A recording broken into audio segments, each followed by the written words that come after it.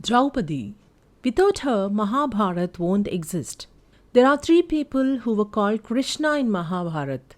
Krishna means dusky or dark. The first one was Lord Sri Krishna, the second was Arjun, and the third was Draupadi. While Arjun means fair, he was called so for his fair deeds, but in reality, he was dark. The third one, Draupadi, is the most beautiful woman in Mahabharat. She was with dusky complexion.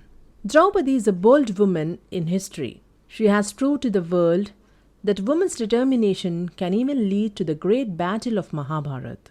She was the daughter of King Draupadi of Panchal kingdom. Owing to the rivalry with Dronacharya, King Draupadi performs a yajna for having powerful children who can defeat Dronacharya. Drishtadyumna and Draupadi were the one who were born out of the Yajna Kund. She was not born from mother's womb. She was born out of Yajna Kund as a burning fire. When she was born, the fragrance of black lotus has filled the entire palace. She had eyes like that of black lotus and hair like the black clouds and skin as dark as the black sky. So she was given the name Krishna.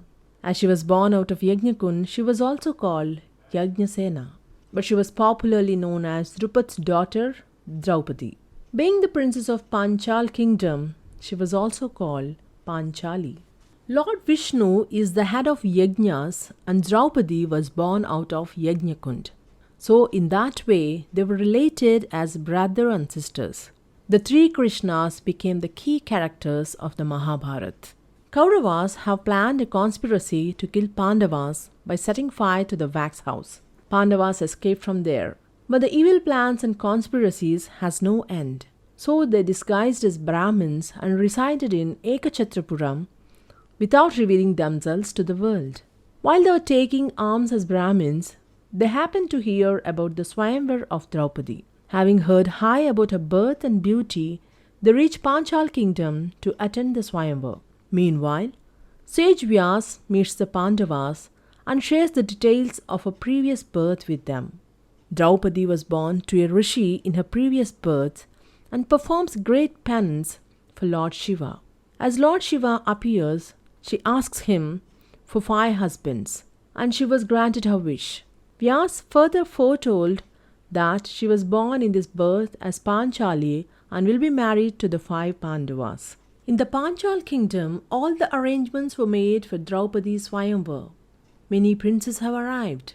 Sri Krishna and Balaram also arrived to witness the Swayamvar. King Draupadi has arranged Matsya Yantra in the court of Swayamvar. It was a glimpse of the wonderful technology existing in those days.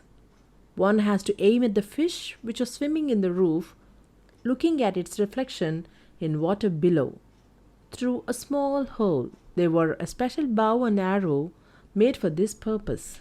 One who wins this can win Draupadi's hand in marriage. Draupadi already knew that Arjun is the only one who is capable of winning this. Swayamvar had begun. Everyone was watching, including the Pandavas who were in disguise. Karna was the first who aimed the bow. Right then, Draupadi objected that she won't marry Karna, who is a Sutputra, that is a son of a charioteer, even if he hits the target. Karna leaves the court with insult. After him, Shishupal and Shalya also tried to aim the fish, but they couldn't succeed. At last, a Brahmin young man comes forward to aim the Matsya Yantra.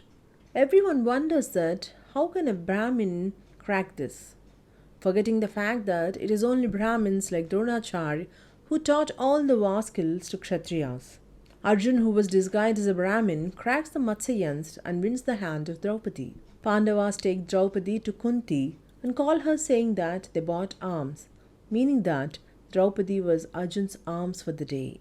Kunti tells them to divide equally among themselves, but gets shocked and feels bad after seeing Draupadi for having said so. Krishna explains the details of Draupadi's previous births to Kunti. Pandavas became the 5 husbands of Draupadi.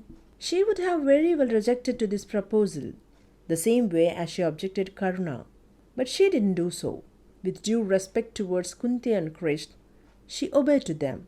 That's why she is the woman with a noble reason for birth and gained fame as a sacred woman.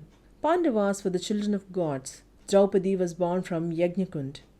There is no point in searching for alternative purposes for such divine marriages.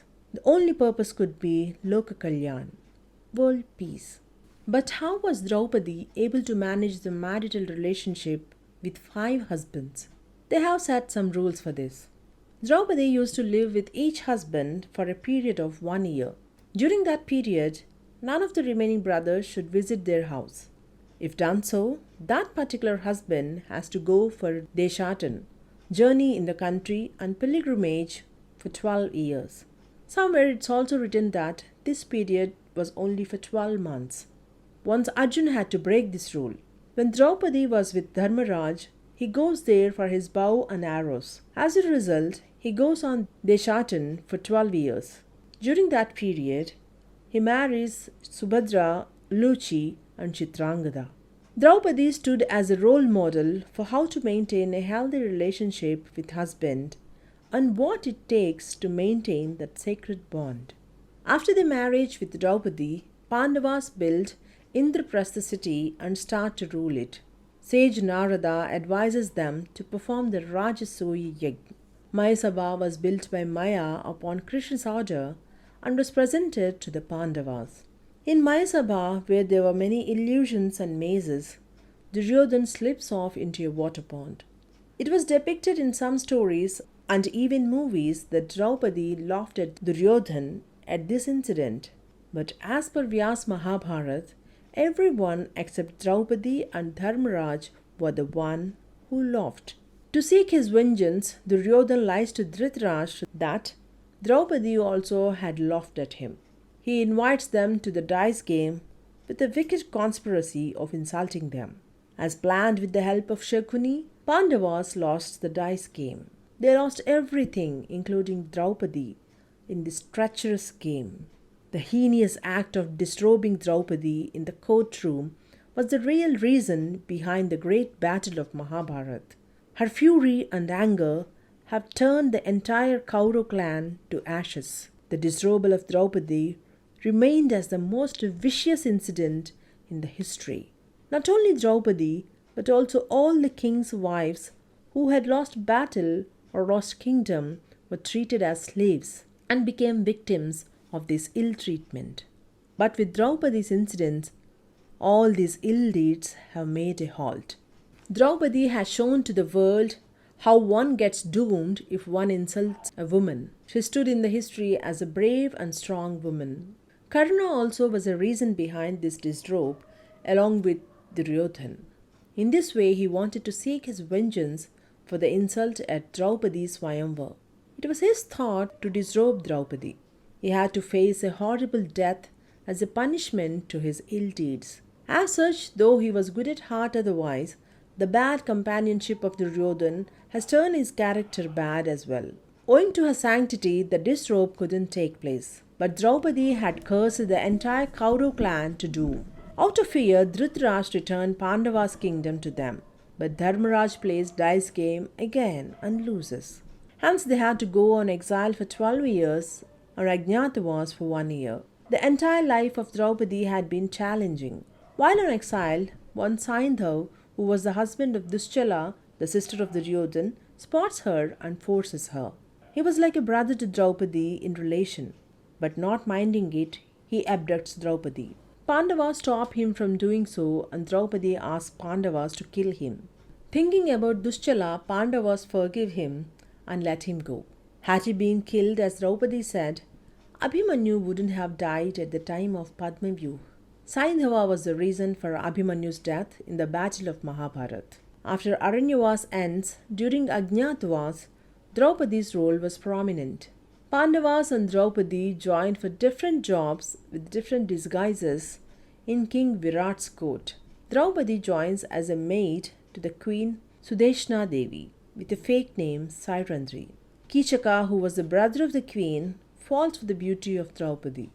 Draupadi gets Kichak killed by Bhim. If observed, one can understand that Krishna and Draupadi have planned to kill those who could turn out to be dangerous for the Pandavas in Kurukshetra battle. It was the plan of Krishna which makes Bhim kill Jarasandha. Draupadi, the other Krishna, plans for the death of Kichak. Later, Uttara, the daughter of Virat king, gets married to Abhimanyu, and Virat king takes the side of Pandavas for the battle of Kurukshetra. Draupadi gives birth to 5 sons. They were called Upapandavas. When all the Kauravas get killed in the Kurukshetra, on the last day of the battle, Ashwadhama kills all the Upapandavas in vengeance. He also kills Drishtadyumna, the brother of Draupadi. Being the son of great Guru, he kills all of them brutally while they were sleeping. Later, Sri Krishna curses Ashwadhama. After the battle of Kurukshetra, Draupadi reigns the throne of Hastinapur as the queen of Pandavas. But the agony of losing all the dear ones had never left her. At last, leaving behind the throne and the kingdom to Parikshit, the son of Abhimanyu, Pandavas and Draupadi leave for Swargarohan. Draupadi was the one who dies first. All the others ask Dharmaraj the reason for that. He explains though she is the wife of all of them, Draupadi had a special attraction and love towards Arjun, which was the reason for her demise to be earlier than that of the others. In fact, Arjun was the one who won the hand of Draupadi and so had a special place in her heart. The entire story of Mahabharat revolves around Draupadi. She was a sacred woman who was born from the Yajnapeeth. She led a balanced marital life which was even impossible to imagine. She had a great conduct with everyone. She had seen all the luxuries behind being the queen of Pandavas and also faced endless troubles during Aranyavas and Ajnatavas. She has tolerated countless malevolent insults like Vastrapaharan. She was the only character with these many shades. That's why she gained an eternal place in the history of Mahabharat as a great woman.